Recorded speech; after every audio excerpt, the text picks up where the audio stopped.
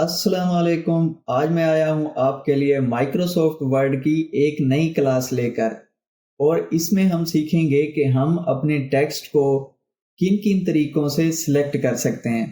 तो आइए शुरू करते हैं। यहाँ पे देखें, मैंने एक छोटा सा पैराग्राफ लिया हुआ है।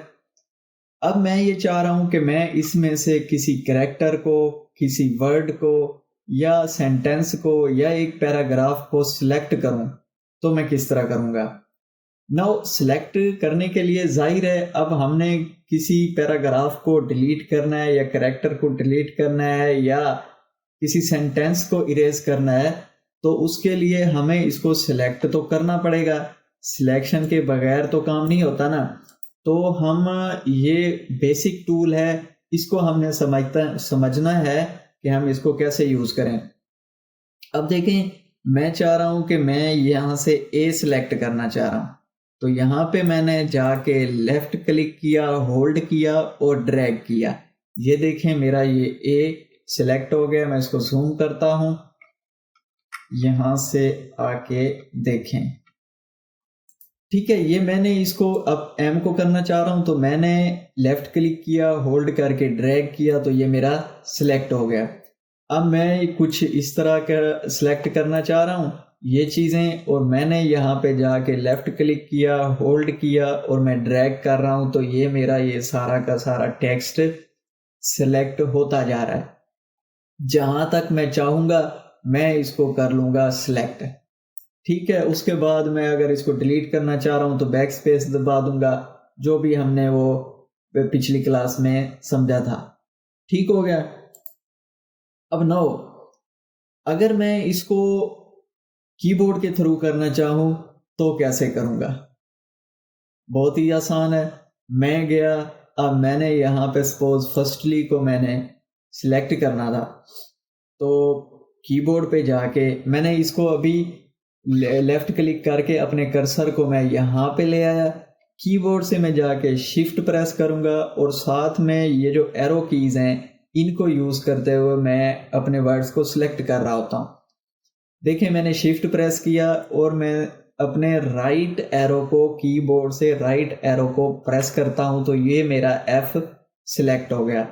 नाउ अगर मैं ज्यादा सिलेक्ट करना चाह रहा हूं तो मैं एरो की दबाता जाऊंगा, राइट एरो की, तो ये मेरा ये सिलेक्शन कैरेक्टर बाय कैरेक्टर होती जाएगी। क्या कह रहा हूं, मैं दोबारा इसको अनसिलेक्ट करता हूं।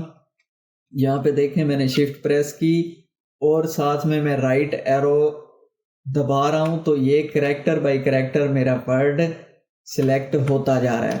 अब मैं अगर अपना लेफ्ट एरो दबाऊं, हाँ, अब आप अपने एरो से अपने कर्सर की पोजीशन को भी चेंज कर सकते हैं। यहाँ पे देखें, मैं अपना राइट एरो दबाता जा रहा हूं तो मेरा कर्सर कैरेक्टर बाय कैरेक्टर आगे जा रहा है।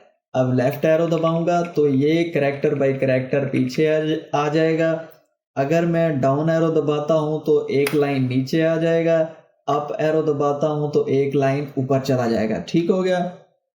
अब मैं अगर लेफ्ट साइड पे कोई कैरेक्टर सिलेक्ट करना जा रहा हूं तो मैंने शिफ्ट दबाया, लेफ्ट एरो दबाऊंगा, तो ये देखें, ये मेरा जो वर्ड है वो कैरेक्टर बाय कैरेक्टर सिलेक्ट होता जा रहा है।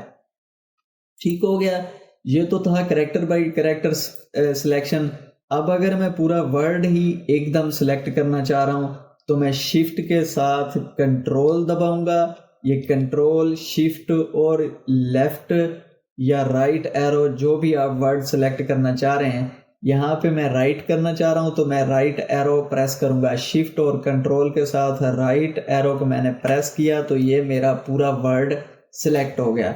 ना अब मैं दबाता जाऊंगा तो ये वर्ड बाय वर्ड मुझे सिलेक्ट करके देता जाएगा। आप देख रहे हैं, मैंने शिफ्ट, कंट्रोल और राइट एरो दबा रहा हूं तो ये मेरा वर्ड बाय वर्ड सिलेक्ट होता जा रहा है। नाउ व्हाट इफ कि मैं अगर कंट्रोल या मैं अगर सिर्फ शिफ्ट के साथ डाउन एरो प्रेस करता हूं तो फिर क्या? फिर ये देखें, उसने मुझे एक लाइन सिलेक्ट करके दे दी। मैं शुरू से यहाँ पे जाके देखता हूँ। ये देखें, मैंने शिफ्ट के साथ डाउन एरो प्रेस किया तो ये मुझे ये सिलेक्ट करके दे रहा है। अगर मैं शिफ्ट के साथ अपर एरो प्रेस करूं तो ये मुझे ये लाइन कुछ इस तरह सिलेक्ट करके दे रहा है। नाउ अगर मैं कंट्रोल शिफ्ट के साथ अपना डाउन एरो या अपर एरो करूं तो फिर ये मुझे क्या सिलेक्ट करके देगा। मैं अब सपोज यहाँ से कर रहा हूँ, मैंने शिफ्ट कंट्रोल प्रेस किया और यहाँ पे डाउन एरो प्रेस कर रहा हूँ तो ये जो रिमेनिंग पैराग्राफ होगा ये मुझे वो पूरा पूरा सिलेक्ट करके दे देगा।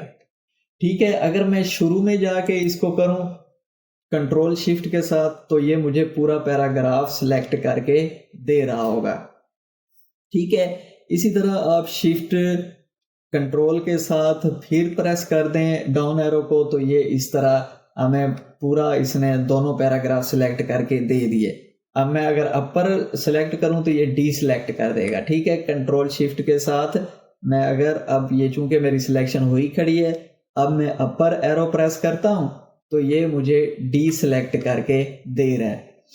तो इस तरह हम अपने कीबोर्ड से सिलेक्ट या डी सिलेक्ट कर सकते हैं।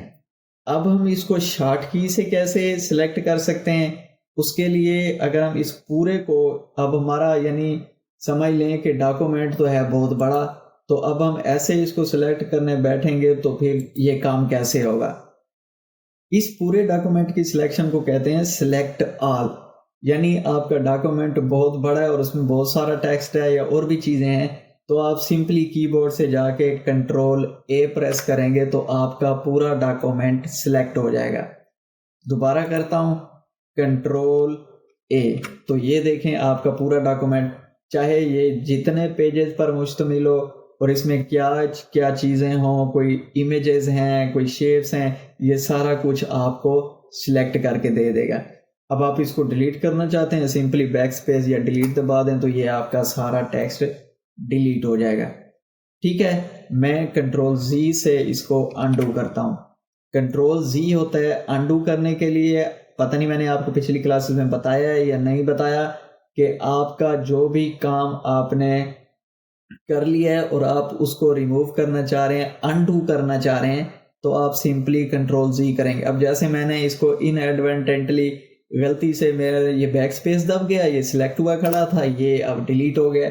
अब क्या मैं इसको दोबारा टाइप करूंगा? नहीं, सिंपली कंट्रोल जी प्रेस करूंगा तो ये मेरा वापस आ जाएगा। तो आई होप कि आपको आज की ये क्लास बहुत अच्छे से समझ आ गई होगी। अगर वीडियो इन्फॉर्मेटिव लगी है तो इसको लाइक करें और अभी तक चैनल को सब्सक्राइब नहीं किया तो इसे सब्सक्राइब करें। Thank you.